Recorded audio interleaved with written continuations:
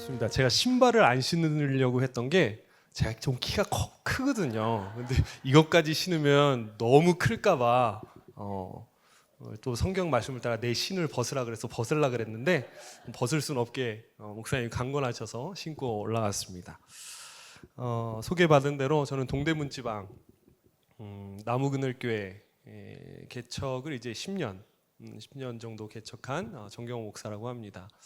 오늘 아까 기도해 주신 것처럼 봄이 우리 곁에 한껏 온 것 같은 날씨였어요. 굉장히 포근하고 이렇게 좋은 날 만나뵐 수 있어서 감사하고, 우리 옆에 계신 분들과 좀 인사를 나눌까요? 당신을 보니 참 좋습니다. 네, 당신을 보니 참 좋습니다. 네. 뭐 간간히 안 좋아 보이시는 분들도 계시긴 한데요. 그래도 뭐 인사해 주시면 더 좋습니다. 저는 이제 그 청량리 교회 요 앞에 선 것은 처음입니다. 그런데 저에게 청량리 교회는 굉장히 익숙한 곳이에요. 왜냐하면 제가 여기 출신도 아니고 왜 익숙하냐 하면 제가 다녔던 교회가 굉장히 비슷합니다. 아까는 목사님께 제가 다녔던 모교회가 동두천에 있는 동두천 제일감리교회라는 곳인데 목사님께 보여드렸는데 건물이 거의 똑같이 생겼어요. 그리고 이 본당 안에도 구조도 완전히 똑같습니다. 하나 다른 게 있다면 성가대석이 이쪽에 있다라는 거, 이것 빼고 너무나 똑같이 생겼어요. 너무 정이 가고 올 때마다 저의 모교회를 제가 떠난 지 한 20년 가까이 되는데 그것이 많이 생각이 납니다. 제가 제 모교회에서 별명이 두 가지가 있었어요. 두 가지가 있었는데 첫 번째는 권통령이라는 별명이 있었습니다. 권사님들 대통령. 네, 그래서 권사님들에게 인기가 진짜 많았거든요. 특별히 주방에 계신 권사님들이 저를 굉장히 좋아하셔가지고 권사님들에게 인기가 많아서 권통령이라는 별명이 있었고, 또 하나는 명절사위라는 별명이 있었어요. 명절사위. 왜냐하면 제가 이제 부모님이 안 계셔가지고 저희 할머니랑 살았었거든요. 근데 이제 할머니랑 살다 보니까 명절이 크게 특별하지 않잖아요. 그럼 이제 집에 있으면 교회 이제 권사님, 집사님들이 전화합니다. 경호야, 와서 밥 먹어. 그러면 이제 명절날 아침에는 이 집 가서 밥 먹고, 점심에는 이 집 가서 밥 먹고, 저녁에는 이 집 가서 밥 먹고. 근데 거기 있는 자녀들이 다 저랑 이제 뭐 친구거나 교회 동생이거나 이러니까 별명이 이제 명절 사위였어요. 명절에 부른다. 그래서 명절 사위였습니다. 그래서 저는 늘 어디 가서 얘기해요. 나를 키운 거는 교회가 8알이다. 나를 먹고 재우고 입힌 모든 것은 교회가 했다라고 이야기를 할 정도로 굉장히 친숙한 교회, 여러분들을 보면 그분들이 떠올라서 마음이 굉장히 훈훈해지는 것 같습니다. 오늘 그렇게 훈훈한 마음으로 오늘 당신도 진심이었군요라는 말씀을 가지고 함께 말씀을 나누겠습니다. 오늘 우리가 읽은 본문은 예수님께서 제자들을 부르시는 장면에 너무너무 익숙한 본문이죠. 찬양도 많이 나오는 본문이에요. 여기에 등장하는 많은 사람들이 나오는데 우리는 유독 한 사람에게 눈이 갑니다. 누구죠? 베드로에게 눈이 가요. 여러분, 베드로 하면 떠오르는 좀 단어, 뭐 장면, 이런 것들이 분명히 있으실 겁니다. 베드로 하면 뭐 교회의 반석, 뭐 수제자, 첫 번째 제자, 그리고 베드로의 모습 하면 예수님을 만나서 바다 위로 그냥 내 몸을 던진 거, 뭐 이런 것들이 많이 떠올라요. 믿음의 어떤 본 같은, 저렇게 적극적으로 믿음 생활하고 나도 앞으로 나아가고, 이런 것들이 베드로 하면 떠오르실지 모릅니다. 하지만 베드로가 처음부터 그런 모습은 아니었다라는 사실을 우리는 좀 기억해야 돼요. 여러분, 오늘 우리가 본 성경 1절을 보면 예수님께서 게네사렛 호숫가에 서 계십니다. 그리고 거기에 많은 사람들이 모여들어요. 왜냐하면 이때부터 예수님이 좀 유명하셨어요. 예수님이 전하는 말씀, 이거 범상치 않다라는 것이 있기 때문에 많은 사람들이 예수님께 몰렸어요. 자, 그런데 베드로 뭐 하고 있죠? 베드로 뭐 하고 있죠? 금을 씻고 있는, 금을 씻고 있습니다. 여러분, 사람들이 엄청나게 모여들었으면 궁금해할 만도 하잖아요. 저 사람 도대체 뭐 하는 사람이지? 하고 궁금해할 만도 한데 베드로는 눈길 하나 주지 않습니다. 물론 그럴 수도 있다라고 생각이 들 수 있어요. 뭐 난 관심 없으니까, 유명하든 말든 관심 없으니까 눈길 안 줄 수 있다라고 생각할 수 있지만, 오늘 읽은 성경의 바로 전장의 내용을 보면 베드로의 이러한 외면을 이해하기가 어려워요. 왜? 베드로는 이미 예수님을 알고 있었기 때문이에요. 몰랐으면 외면하는 게 괜찮은데 이미 알고 있었어요. 베드로는 예수님을. 그것도 그냥 아는 게 아니었습니다. 여러분, 앞장을 보면 어떤 내용이 나오냐면 이런 내용이 나와요. 시몬의 장모가 열병에 걸립니다. 그래서 그 열병을 예수님이 고쳐주시는 장면이 나와요. 자, 여러분, 시몬이 누구죠? 네. 베드로의 이전 이름이 시몬입니다. 베드로의 장모가 심한 열병이 걸려서 사경을 헤매자 사람들이 예수님을 수소문해서 이 사람 좀 고쳐달라고 얘기한 거예요. 예수님이 가서 베드로의 장모를 살려줍니다. 그러니까 지금 베드로에게 예수님은 어떤 사람이죠? 생명의 은인이에요. 자, 여러분이라면 어떻게 하셨을 것 같으세요?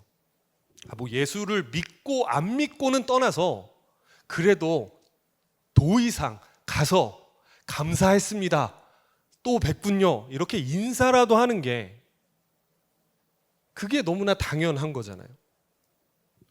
그런데 어떤가요? 베드로만 예수께 가지 않고 있어요. 다른 사람들이 다 몰렸는데 베드로는 가지 않고 있어요.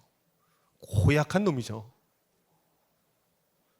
그러고 보면 기적이 신앙을 가지고 오는 것 같지는 않습니다. 자, 베드로가 이렇게 예수님을 외면했던 이유를 우리는 조금 더 한번 생각해 볼 필요가 있어요. 왜 베드로는 예수님을 외면했을까? 장모를 구해준 그 사람을 왜 외면했을까? 베드로의 행동에서 유추해 볼 수가 있어요. 자, 여러분, 지금 베드로가 뭐 하고 있다 그랬죠? 금을 씻고 있었다 그랬어요. 생업을 하고 있었던 겁니다. 생업. 밤새, 그때 당시에는 어업을 밤에 하는 게 보통이었으니까 밤새 어업을 했는데 한 마리도 물고기를 잡지 못한 거예요. 밤샘 조업으로 지쳤을 겁니다. 그런 베드로에게 기적이고 뭐고 하나님 나라고 뭐고 필요 없었을 거. 평생을 가난한 어부로 살았던 그에게 복음이니 뭐 하나님 나라니 이런 게 뭐 밥 먹여주냐라고 생각할 수 있었을 것 같아요. 야, 그게 밥 주냐? 그게 물고기 잡게 해주냐? 라고 생각했을 수 있을 것 같아요. 여러분, 우리도 살다 보면 이러한 것들이 좀 사치처럼 여겨질 때가 있잖아요. 다 괜찮게 사는데 나만 힘든 것 같고, 다 즐거워 보이는데 나만 좀 불행한 것 같고, 수만 번 쉬기 힘들고. 그러면 어떤 생각 드냐 하면 다 부질없다, 다 부질없다 라는 생각이 들 때가 있어요. 저도 그렇습니다. 말씀드린 것처럼 개척한 지 이제 10년 됐거든요. 참 의미 있는 시간이었고, 그리고 많은 사람들을 만났었고, 지금도 꽤나 열심히 목회를 하고 있는데 어느 순간 그런 생각이 들어요. 야, 이게 무슨 의미가 있냐? 내가 이렇게 뼈를 갈고 정말 마음을 다해서 하는 게 무슨 의미가 있냐? 내가 이렇게 산다고 누가 알아주나? 라는 마음이 가슴을 뻥 하고 들어올 때가 있어요. 그러면 다 의미 없다라는 생각이 들게 돼요. 근데 여러분, 이 생각이 더 깊어지면 어떻게 되는지 아시나요? 생각이 굳어집니다. 그리고 이렇게 굳어진 생각은 신념이 돼요. 굳어진 마음이 신념으로 딱 바뀌어버려요. 물론 이렇게 신념이 생기는 것도 나를 좀 보호하기 위해서, 더 이상 아프지 않기 위해서 생기는 것이긴 하지만, 이렇게 되어버리면, 신념으로 굳어버리면 어떤 문제가 생기냐면, 내가 생각한 것, 내가 가지고 있는 신념 밖에 있는 사람들을 열등하다고, 모자라다고 생각할 위험이 생겨요. 그런 사람들, 내 생각 밖에, 내 신념 밖에 있는 사람들 향해서 에휴, 저 아무것도 모르는 것들, 저거 다 순진해서 저래, 저 그런 거 다 의미 없다. 나는 너희랑 좀 달라. 내가 겪어보니까 너네 하지. 너네 다 몰라서 그러는 거야. 라는 생각이 마음속에 언젠가 생기게 되더라고요. 우리가 알듯이 예수님께서 제자들에게 너희가 내 죽음 앞에서 도망칠 거야 라고 말했을 때 베드로는 뭐라고 이야기죠? 다른 사람 다 그래도 나는 안 그럴 겁니다 라고 했던 사람이에요. 그러니까 베드로는 기본적으로 자기 확신과 신념이 매우 강했던 사람인 겁니다. 니들 다 그래도 나는 안 그래. 나는 아니야 라고 했던 사람이 베드로인 거죠. 근데 여러분, 그런 사람들 있죠. 나는 한 번 아니면 아니야. 난 한 번 아니면 아니야. 내가 아닌 건 죽어도 아니야. 내가 한 번 아니라고 한 사람은 난 안 봐. 여러분, 웃으시는 분들 계시다면 여러분 가까이에 계시는 거예요. 그런 사람들이 집에 계시거나 가까이에 있는 거예요. 난 한 번 아니면 아니야. 내가 아닌 건 난 죽어도 아니야. 베드로가 그런 사람인 거죠. 베드로가 지금 예수님이 말씀을 하시는데 금을 씻고, 그거 보지도 않고 그냥 금을 씻고 있다라는 것은 자신의 생각과 자신의 신념대로 사는 것이라고 볼 수 있어요. 예수를 믿기보다, 예수의 말을 듣기보다는 그냥 내 경험과 내 신념을 믿으면서 사는 겁니다. 그래, 말씀은 그래, 말씀은 그렇지만 내가 생각하기에는 아니야. 그래, 교회에서 얘기하지, 성경이 그렇게 말하지. 그런데 세상 안 그래.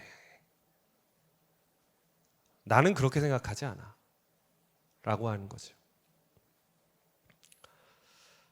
아직은 시몬, 자신이 반석인 시몬의 모습인 겁니다. 자, 그런데 놀라운 것은 예수님께서 그런 베드로를 찾아가셨다라는 거예요. 저 같으면 병까지 고쳐졌는데 이렇게 와보지도 않는, 속된 말로 쌩까는 그런 베드로를 보면서 그래, 넌 이제 끝이다. 넌 아웃이야. 너 한 번 아니면 아니라고, 나도 너 이제 한 번 아니면 아니다 라고 했을 것 같은데 예수님은 그런 베드로를 다시 찾아가세요. 자신의 신념으로 똘똘 뭉친 그 베드로를 콕 집어가지고 나는 너 배 탈 거야 라고 이야기하십니다. 배가 두 척 있잖아요. 근데 베드로 배를 콕 찍어서 나 너 배 탈 거야 라고 베드로 배에 딱 올라가세요. 자, 이제 베드로는 진퇴양난입니다. 근데 배를 두고 갈 수는 없잖아요. 내 생업의 전부인데 배를 두고 갈 수 없으니 그냥 이제 그 자리에서 예수님의 말씀을 듣기 시작합니다. 어떤 말씀인지 기록되어 있지 않기 때문에 무슨 말인지 모르겠어요. 그런데 베드로의 그 신념에 조금씩 금이 가기 시작합니다. 균열이 일어나요. 그때 예수님은 베드로에게 말씀하신 거죠. 깊은 데로 가서 그물을 내려라 라고 이야기하는 거예요. 자, 예수님의 요청에 베드로가 대답합니다. 선생님, 우리가 밤새도록 애를 썼으나 아무것도 잡지 못했습니다. 이 말은 뭐냐면 일단 베드로는 말하는 거야. 선생님, 어업은 밤에 하는 거예요 라고 이야기합니다. 대낮에 하는 거 아닙니다. 밤에 하는 거예요 라고 일단 이야기해요. 그런데 그 다음 말에 좀 주목해야 돼요. 뭐라고 하죠? 그러나 선생님의 말씀을 따라 그물을 내리겠습니다. 선생님, 낮에 그물 치는 거 아니에요. 그런데 제가 선생님 말씀 따라서 그물 한번 내려보겠습니다 라고 이야기하는 거예요. 여러분, 이거 엄청난 사건입니다. 여러분, 지금 베드로가 어떤 사람이었다고요? 기적을 보여줘도 눈 하나 깜짝 안 하던 사람이에요. 내 가족을 고쳐준 기적을 눈앞에서 보고도 눈 하나 깜짝 안 하던 사람이 베드로예요. 자신의 생각으로 가득 찬 사람입니다. 그런 베드로가 자기의 생각을 거두고 그물을 던지는 거예요. 자, 지금 이 순간 신뢰의 대상이 바뀐 겁니다. 지금까지는 나 스스로를 신뢰했어요. 내 생각, 내 신념, 내 경험, 내가 가진 가치관, 이것을 신뢰하면서 살았어요. 그런데 이제 베드로가 그물을 던지면서 뭘 얘기하냐면, 오케이, 예수님 한번 신뢰해 보겠습니다 라고 하는 거예요.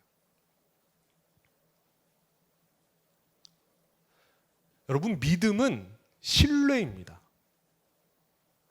주님이 나보다 크심을 인정하고 그분의 말씀과 이끄심을 신뢰하는 것을 우리는 믿음이라고 이야기하는 거예요.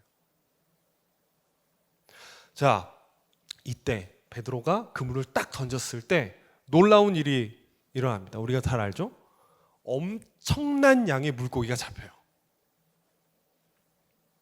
그런데 이번에도 베드로의 반응은 이상합니다. 기적을 보고도 외면했던 베드로 이상했던 반응처럼 이번에도 베드로의 반응은 이상해요. 8절을 한번 볼까요? 8절 보면 베드로가 많은 물고기를 잡힌 것을 딱 보고 예수님에게 이렇게 이야기합니다. 주님, 나에게서 떠나 주십시오. 나는 죄인입니다 라고 이야기해요. 이상한 반응이죠. 여러분이라면 어떻게 하셨을 것 같나요? 그물을 쳤는데 물고기가 엄청나게 잡혔어요. 저는 이거 보고 이게 나라면, 이게 저라면 저는 그랬을 거예요. 대박! 예수님, 다른 포인트도 좀 알려주시죠. 인생 한 방에 역전할 수 있을 것 같은데 여러분, 다른 포인트 좀 알려주시면 싹 걷어가지고 제가 배를 바꾸든가. 그런데 베드로 뭐라 그러냐면 저를 떠나 주십시오 라고 이야기해요. 베드로는 물고기가 많이 잡힌 것을 보고 오히려 무너짐을 경험해요. 철저하게 무너져 버려요. 뭐가 무너졌을까요? 베드로의 뭐가 무너졌을까요? 내가 지금껏 강하게 붙들고 있던 스스로의 경험과 고집과 신념이 무너져 버린 거예요. 여러분, 집 이렇게 청소하시다 보면 오늘 이제 볕이 쫙 좋을 때 집 한번 청소해야겠다라고 마음 먹잖아요. 그리고 커튼을 쫙 치면 뭐가 보이죠? 내 방에 떠다니는 먼지가 그렇게 많이 보일 수가 없어요. 커튼이 가려져 있을 때는 뭐 그냥 바닥만 좀 쓸면 될 것 같은데 커튼 쫙 치고 햇살이 쫙 들어오면 먼지가 떠다니는 게 그렇게 많이 보일 수가 없어요. 그죠? 빛이 비추면 먼지가 그렇게 막 떠다니는 게 보여요. 예수님 앞에 딱 서자 베드로는 그동안 내가 볼 수 없었던 자신의 오만함, 자격지심, 신념으로 똘똘 뭉친 자존심, 이 모든 것들이 먼지처럼, 눈에 보이지 않던 먼지처럼 적나라하게 보이기 시작하는 거예요. 자신이 반석이던 시몬이 예수님을 반석으로 삼는 베드로가 되는 시기가 이 시기입니다. 여러분, 성경을 보면 예수님께서 제자들을 부르실 때 이렇게 이야기하세요. 자기를 부인하고 나를 따르라 라고 이야기하십니다. 너를 부인하고 나를 따르라. 여기서 자기 부인이란 자기 중심성을 벗어나는 겁니다. 자기 부인이란 나는 정경호가 아니에요 이게 아니라 자기가 가지고 있던 세상의 중심이라고 생각했던 이 자기 중심성을 벗어버리는 것을 자기 부인이라고 이야기해요. 베드로의 나는 죄인입니다 라는 고백이 그겁니다. 내가 진짜 작고 무지했음을, 내가 가지고 있는 경험과 내가 가지고 있는 신념이 진짜 아무것도 아니었음을 보게 되고 내가 지금껏 자기 중심적인 사람이었음을 보게 되는 거예요. 자, 자신 안에 이렇게 갇혀 있던 베드로를 깨워주신 예수님이 베드로에게 말씀하십니다. 두려워하지 말아라. 이제부터 너는 사람을 낚는 어부가 될 것이다 라고 이야기해요. 베드로를 제자로 부르시는 장면이죠. 저는 이 부분은 새번역이나 쉬운 성경보다 개역개정으로 보는 게 조금 더 낫다라고 생각을 드는데, 왜냐하면 개역개정으로 이 누가복음을 보게 되면 다른 그 복음서에서는 사람을 낚는 어부가 될 거다라고 이야기하는데, 개역개정을 보면 누가복음에서만 사람을 취할 것이다라고 기록되어져 있어요. 그러니까 누가만 의도적으로 사람을 취할 거다라고 표현해 놓은 겁니다. 여기서 사람을 취하다라는 것은 생명을 구해낸다라는 의미를 가지고 있어요. 너 사람을 낚을 거야. 이거 약간 좀 느낌 이상하잖아요. 사람 낚을 거야. 그래서 교회 데리고 와. 뭐 이렇게 느낌이 있잖아요. 근데 누가가 이야기한 거는 예수님이 베드로에게 얘기할 때 너는 이제 생명을 취하는 존재로 살아가게 될 거야 라고 이야기했다라는 겁니다. 여러분, 교회의 부르심의 목적이 이겁니다. 우리를 그리스도인으로 부르신 것은 생명을 구해내기 위함이에요. 생명을 북돋아 주는 겁니다. 내 옆에 있는 사람, 나와 만나는 사람의 생명을 북돋아 주는 것. 나와 만남으로써 그 생명이 살아나는 겁니다. 내 옆에 있음으로써 그 사람이 기댈 곳을 얻고 그 사람에게 나를 선물로 내어줄 수 있는 존재가 되는 것. 그것이 하나님께서 교회를 부르시고 그리스도인으로 부르신 목적이 되는 거예요. 이 명령을 듣고 베드로는 모든 것을 버려두고 예수를 따랐다라고 성경이 기록합니다. 여러분, 가장 중요한 순간입니다. 자, 베드로는 무엇을 버렸던 걸까요? 베드로가 모든 것을 버려두고 예수를 따랐다라고 이야기합니다. 베드로는 진짜 무엇을 버렸을까요?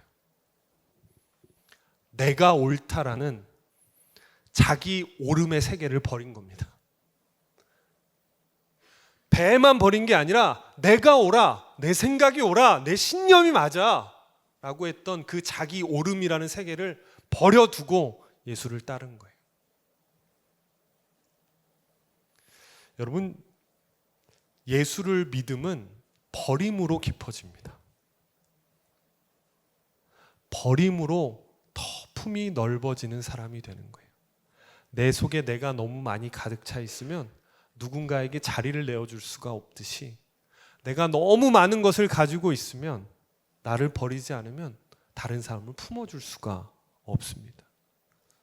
누가 성숙한 사람이냐, 누가 그리스도인의 제자냐라고 물었을 때 마음의 품이 넓은 사람이 나를 누군가에게 선물로 끊임없이 내어줄 수 있는 사람이야말로 성숙한 그리스도인이라 이야기할 수가 있는 겁니다.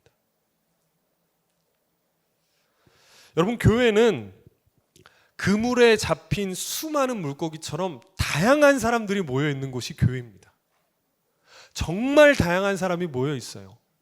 여기만 해도 나이 차이가 아이부터 70이 넘으신 분들까지 남녀노소 다양한 분들이 가지고 정치색도 다 다를 겁니다.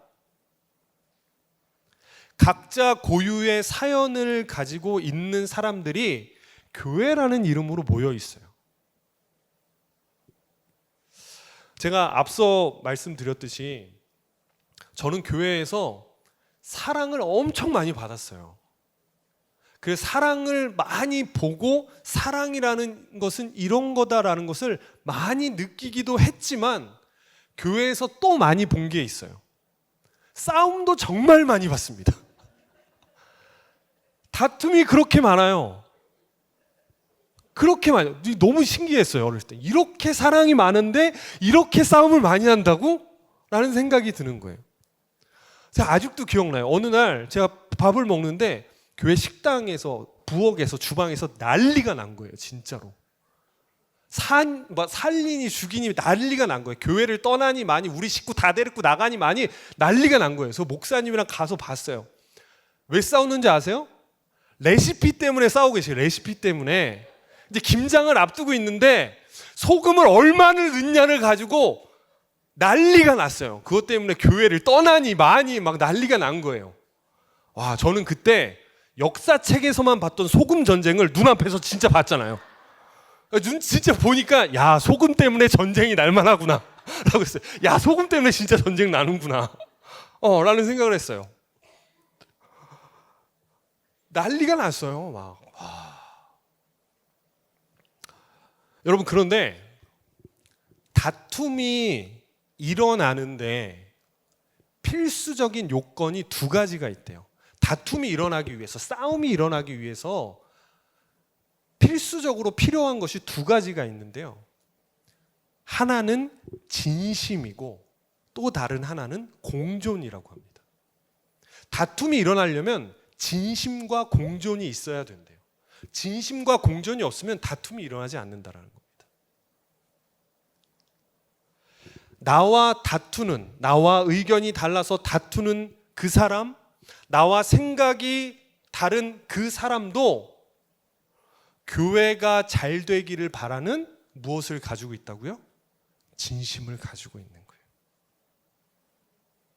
여러분, 소금을 덜 넣고 싶어 하는 사람, 소금을 더 넣고 싶어 하는 사람, 이 두 사람 마음에 뭐가 있나요? 교회 음식을 맛있게 하고 싶어 하는 진심이 있었던 거예요.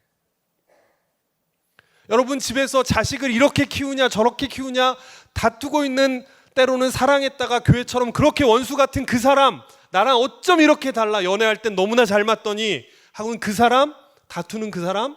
그런데 아이를 키우고 집이 잘 되기 위해서 무엇을 가지고 있어요? 진심을 가지고 있어요. 그 사람도 진심이고 나도 진심인 거예요. 자, 우리 옆 사람과 이렇게 인사해 보겠습니다. 당신도 진심이군요. 네, 당신도 진심이군요. 네, 다 진심인 겁니다. 생각이 다르고 표현이 좀 다르고 가치관이 좀 달라서 그렇지 모두가 진심인 거예요. 교회를 사랑하고 가정을 사랑하고 자식을 사랑하고 이 나라를 사랑하는 모든 것들을 다 진심인 겁니다. 그 진심이 교회라는 이름으로 공존해 있기 때문에 다툼이 있는 거예요. 그런데 다툼보다 중요한 것은 뭐라고요? 그 안에 진심이 있다라는 거예요. 그 사람도 진심인 겁니다.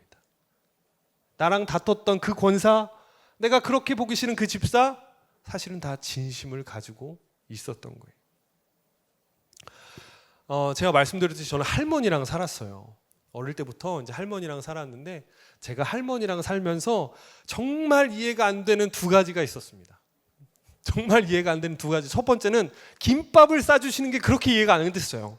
제 김밥 이제 초등학교 때 이제 소풍 갈 때 제가 이제 좀 있으면 50이거든요. 그렇게 안 보이나요? 그렇게 안 보기 좀 있으면 50인데 저희 어렸을 때는 김밥 천국 이런 거 없었으니까 다 집에서 김밥 싸주시잖아요. 저희 할머니가 김밥을 싸주시는데 김밥 하나를 이만하게 싸주시는 거예요. 초등학교 때. 근데 다른 애들 김밥은 다 요만하고 한 입 들어갈 것 같은데 우리 할머니 김밥 이만하게 싸주시는 거예요. 밥 많이 먹으라고. 그런데 그 안에 들어간 것도 시금치 이만큼, 당근 이만큼, 햄 이런 거, 맛살 이런 거 없이 단무지에 몸에 좋으라고.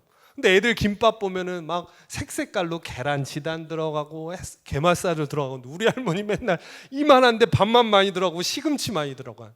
도저히 이해가 안 되는 거예요. 근데 또 하나 이해가 안 된 건 뭐냐 하면, 저희 할머니는 물건을 살 때, 여기 계신 할머니들 다 똑같을 거예요. 저희 할머니는 물건을 사실 때 뭐를 사용하셨냐면 꼭 보자기를 사용하셨어요. 물건 쌀 때 늘 보자기를 쓰는 거예요. 아니 상자도 있고 뭐 다른 것들 많은데 꼭 보자기로 무언가를 싸서 저를 학교를 보내셨어요. 예쁜 상자 넣어주면 좋잖아요. 근데 여러분 그거 아시죠? 보자기는 모든 것을 담을 수 있습니다. 어떤 것도 보자기는 담을 수 있어요. 선물 상자는, 예쁜 상자는 그 모양에 딱 맞는 것을 넣을 수 있지만, 보자기는 어떤 모양도 담을 수 있고 덮을 수 있습니다. 교회는 서로의 다름 속에서도 서로의 진심을 존중하며 공존하는 아름다운 곳이에요. 그러기 위해서 교회에서는 보자기 같은 사람들, 그리고 교회는 보자기 같은 곳이 되어야 됩니다. 모나고 삐뚤어진 그 모습까지 감싸고 실수와 상처를 나누고 덮어주는 곳이에요.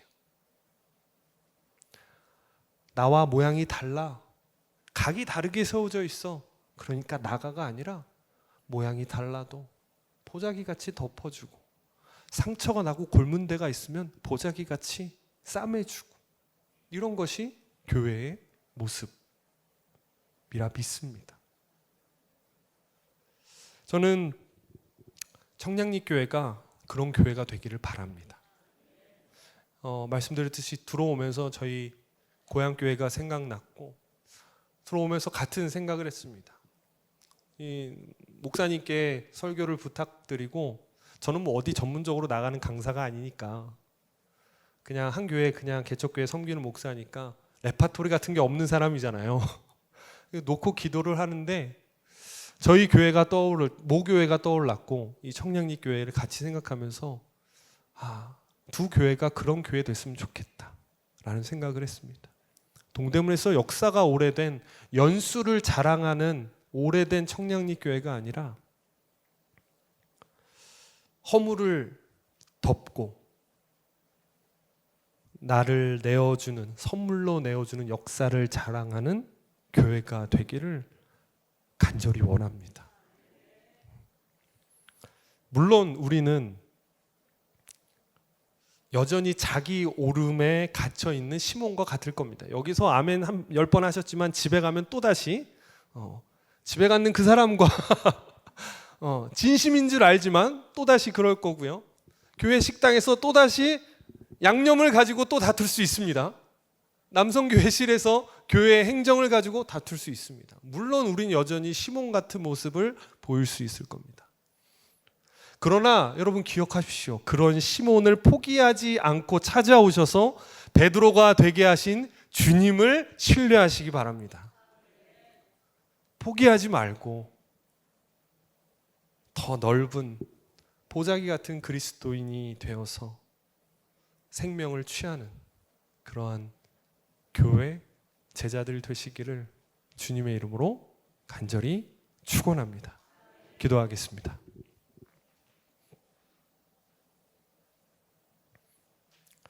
하나님,